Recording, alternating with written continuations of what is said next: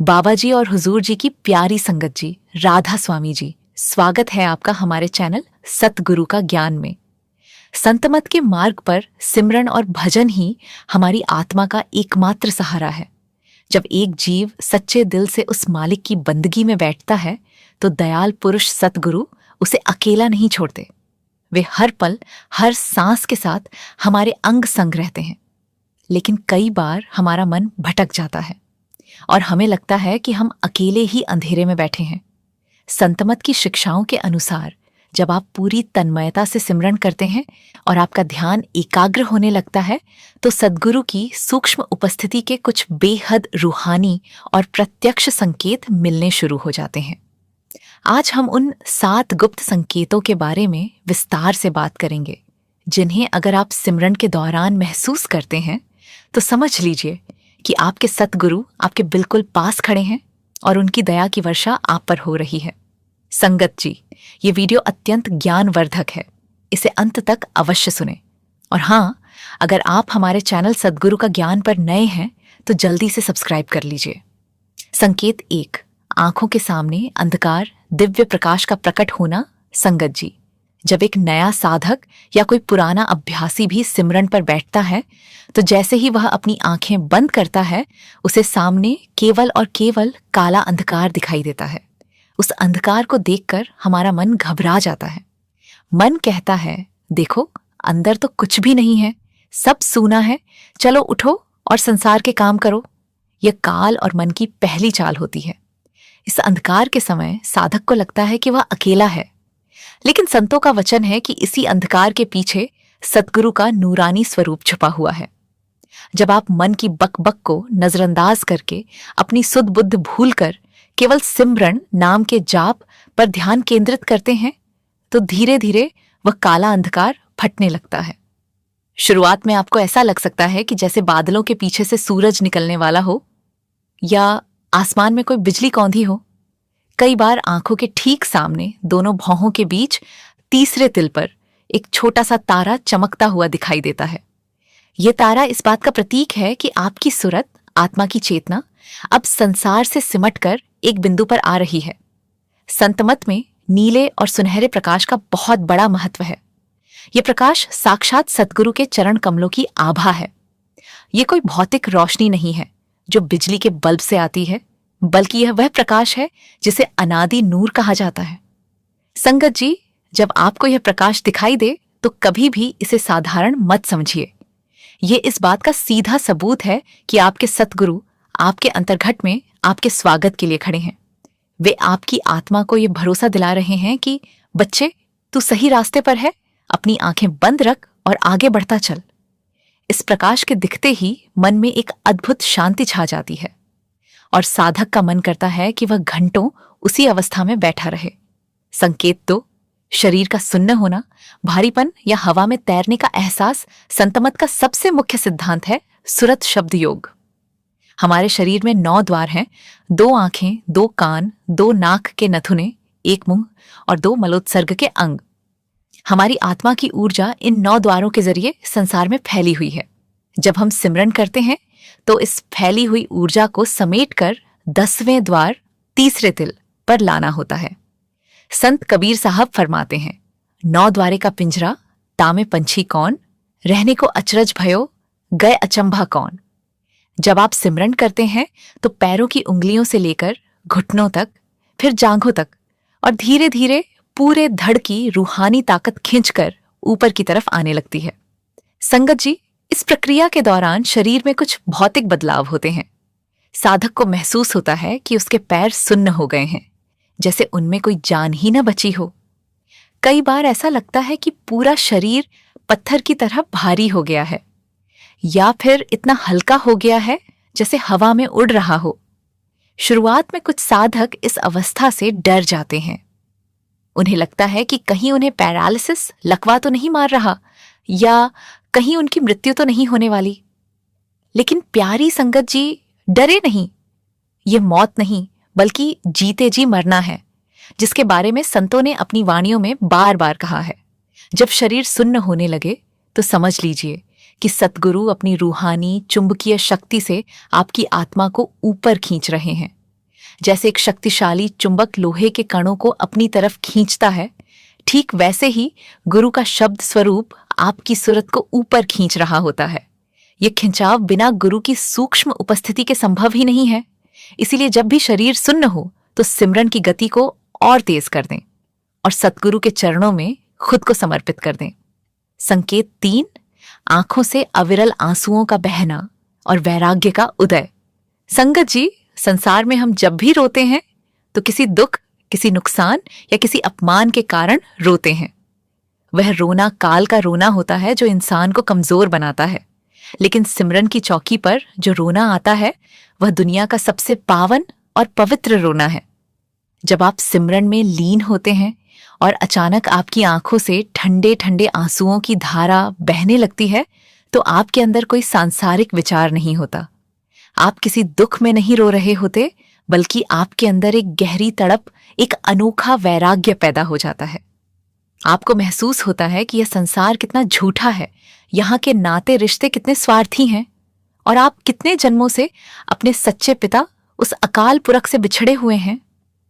संत तुलसी साहब फरमाते हैं, हंसना दूर करो रे भाई, रोने से चित्त लाई, रोए बिन प्रभु पाइये नाही, संतो कहीं बुझाई। संगत जी, ये आंसू साधारण पानी नहीं है। ये इस बात का संकेत है कि साक्षात सतगुरु आपके अंतर्मन में आकर बैठ गए हैं और वे आपके जन्म जन्मांतर के पापों के मैल को इन आंसुओं के जरिए धो रहे हैं। जब आत्मा अपने परमात्मा के, अपने गुरु के इतने करीब आती है तो वह प्रेम के मारे छलक उठती है। इन आंसुओं के बहने के बाद जब साधक सिमरन से उठता है तो उसका मन इतना हल्का और पवित्र महसूस करता है जैसे उसने गंगा में स्नान कर लिया हो। संकेत 4, कान के भीतर अनहद नाद का प्रकट होना। संगत जी, संतमत में शब्द या नाम को ही भगवान कहा गया है। पहले शब्द भया, फिर सृष्टि भई। ये शब्द हर इंसान के अंदर 24 घंटे गूंज रहा है, लेकिन संसार के शोर शराबे और मन के विकारों के कारण हम उसे सुन नहीं पाते। जब सिमरन के जरिए मन थोड़ा शांत होता है तो यह आकाशीय ध्वनि हमारे कानों में पड़ने लगती है। शुरुआत में यह आवाज बहुत धीमी और अस्पष्ट होती है।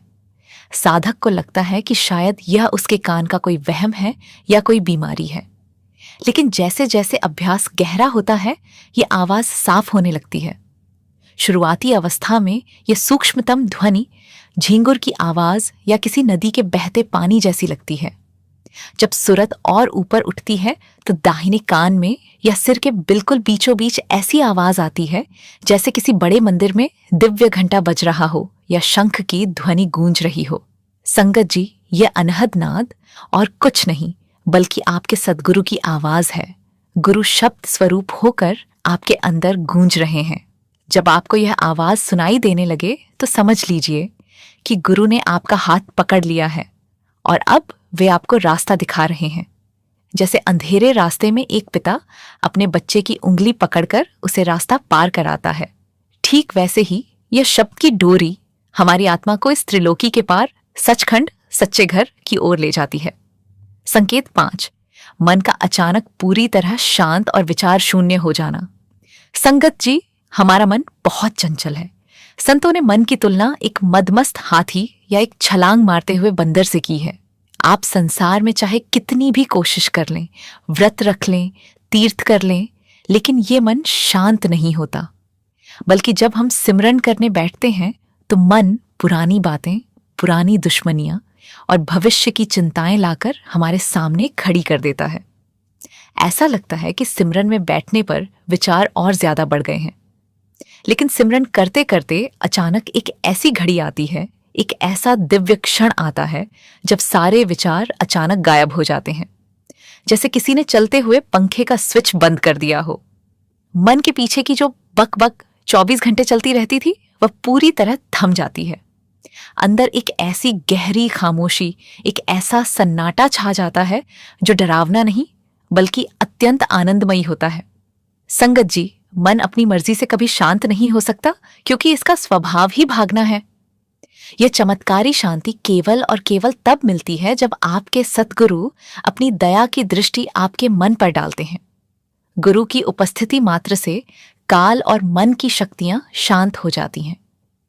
जैसे क्लास में टीचर के आते ही शरारती बच्चे चुपचाप अपनी सीट पर बैठ जाते हैं, वैसे ही सतगुरु की सूक्ष्म उपस्थिति होते ही यह चंचल मन शांत होकर आत्मा के चरणों में झुक जाता है।